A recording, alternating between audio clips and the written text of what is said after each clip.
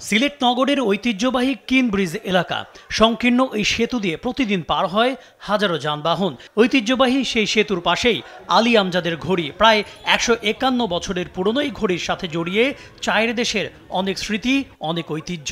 সেই ঘড়ির সামনেই উন্মোচিত হলো বাংলাদেশ আয়ারল্যান্ড টেস্ট সিরিজের ট্রফি। ক্রিকেট ট্যুরিজমের অংশ হিসেবে ঐতিহাসিক স্থাপনা বা ঐতিহ্যবাহী নিদর্শনের সামনে ট্রফি উন্মোচন করে আসছে বাংলাদেশ ক্রিকেট বোর্ড। এরই ধারাবাহিকতায় টেস্ট সিরিজের ট্রফি উন্মোচন করেন বাংলাদেশ দলের অধিনায়ক নাজমুল হোসেন শান্ত এবং আয়ারল্যান্ডের অধিনায়ক অ্যান্ড্রু বেলবেরিনি। এই সময় দুই অধিনায়ক ছাড়াও বিসিবি কর্মকর্তারা উপস্থিত ছিলেন।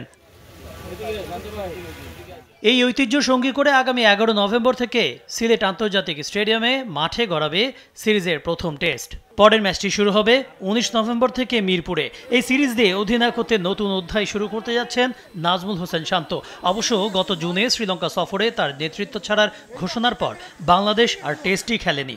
আয়ারল্যান্ড সিরিজের আগে বিসিবির প্রস্তাবে সাড়া দিয়ে টেস্ট চ্যাম্পিয়নশিপের আগামী চক্রের জন্য অধিনায়ক হয়েছেন নাজমুল। কনক মাহমুদ, স্পোর্টস ডেস্ক, দেশ টিভি।